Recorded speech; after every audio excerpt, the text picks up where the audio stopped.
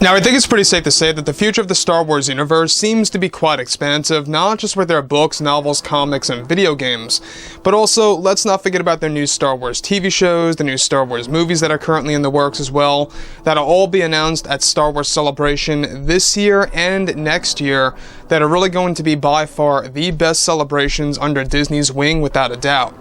This is Mike Zero. Make sure to subscribe if you're new to the channel for future Star Wars updates. Also, by the way, guys, I am on Twitter at Mike01 if you guys want to go ahead and give me a follow on there. I do post a couple of entertaining things from time to time and really make sure to interact with you guys further.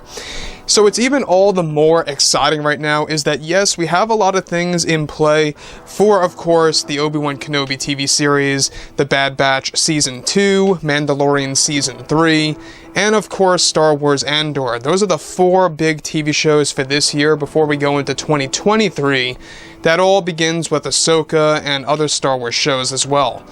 Now, with that being said, we already know that George, John, and Dave have really been working around the clock to bringing Star Wars back to its roots, and with director Deborah Chow doing a great job so far with the ObiWan Kenobi TV show, which, by the way, we are going to be getting that official trailer in mid to late March next month, so keep your eyes open for that as well, because on May 25th is when we get the new series, and that's really going to dive deeper into the characters of Vader, Kenobi, the Inquisitors, and all these fan-favorite aspects of Star Wars. Now, that brings us to, of course, actor Ewan McGregor. Now, he's been talking a little bit more about the Kenobi series lately, being a little bit more vocal about his experience on the set of the show, and exactly what's in store for the Star Wars fandom around the entire globe.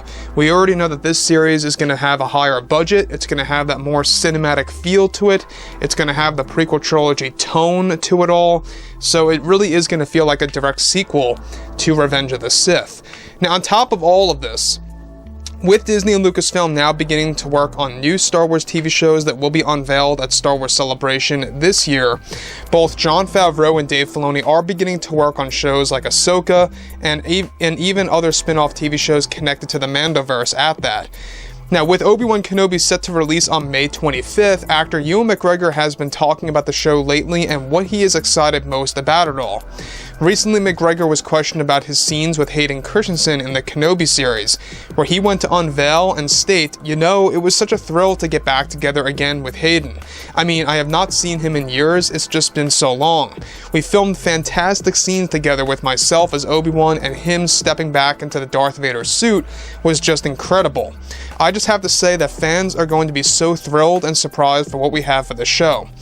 I got to do 2 amazing battles with Hayden that it really took me back to 2004 when we were training for Revenge of the Sith." Now, let me just stop right there for 1 second. Now, this connects to what we had talked about a couple of months ago about how there is going to be 2 major battles between Vader and Obi-Wan Kenobi in the Kenobi TV series. One of which is going to take place on a world that is very much like Dagobah, but is not Dagobah, and it's going to include a very interesting Sith holocron-like structure in the middle of their fight, so it could very well have something to do with an ancient Sith temple for all we know. It's very hard to really kind of pin down exactly what that object really is during their battle one-on-one. Now, the thing about Ewan McGregor is that he has actually stated this before in the past, that this version of Kenobi is the perfect bridge between Sir Alec Guinness and himself in Revenge of the Sith. You're going to basically get this different version of Kenobi that we have never seen before. And that's another thing to really be aware of, is that he really had to fine-tune his character a little bit to kind of make him differentiate himself from the prequel trilogy movies by George. Moving on. So he goes on to say that the fact that I was given the chance to fight Hayden again, not once, but also twice in this series, was absolutely a thrill for me. It felt like a dream to me. I would have never thought in a million years that I would be back, and yet here I am. Now, when Ewan was further questioned about Vader, he continued by saying, "The suit has changed, his fighting style has changed, and Darth Vader is a very angry person in the show. Probably the angriest you will have ever seen him on screen.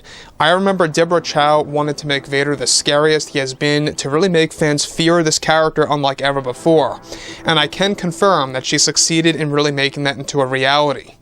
So once again, this kind of connects to what we talked about a couple of months ago as well, of how they really are trying to make Vader all the more menacing in this series. You know, they don't want to make him how he was in the originals, where he's kind of, you know, more held back in nature and not as, you know, angry as he was in Rogue One. If you looked at Rogue One and his fighting style and that rage that you saw, we never saw Vader do anything like that before in live action form, you know? So now they're going to be stepping up their game and making it even more than that in comparison to Rogue One. So we're getting an angrier version of Vader.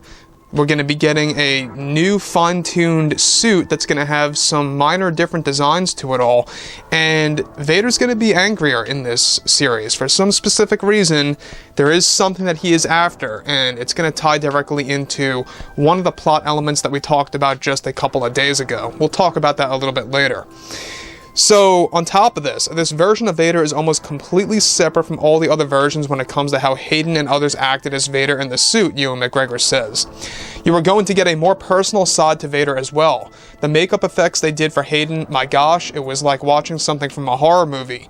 Yes, you are going to see him unmasked, and yes, you are going to be learning more about his injuries from Mustafar. This is a show not just about Kenobi and a very important mission, but it also is about learning a different side of Vader and how he runs into his former best friend that is now the enemy. And what we did for the ending of the show, I believe, is going to mark itself down as one of the best moments in Star Wars history, that's for sure. This is really going to be emotional when it involves the fighting scenes that we have trained for months, and it's going to be very brutal. Deborah Chow wanted to make sure that myself and Hayden would be using our characters to embrace new force powers that will be added to our fights, which really adds a whole new layer to everything. That's about all I can say right now, and I just cannot wait for all of you guys to see it on May 25th. So, the other thing that I really have to add here is that Ewan McGregor is a very passionate actor, or a fan, I should say, of Star Wars, at least for his character. He's very passionate about the character that he got to work on in the prequels and now with Star Wars ObiWan Kenobi series. Now, the thing about that is that we have Ewan McGregor, you know, very much involved with all of these returning characters. We have Bail Organa, we have Leia, we have, you know, Luke coming into the show in a very minor way. I'll add that, you know. We have Vader coming into fruition, we have Inquisitors. I mean, it's really like a great blend of some of the characters that we got in the animated material and mixing it in together with returning live action characters. And that's exactly what they're going to be doing in the Kenobi series.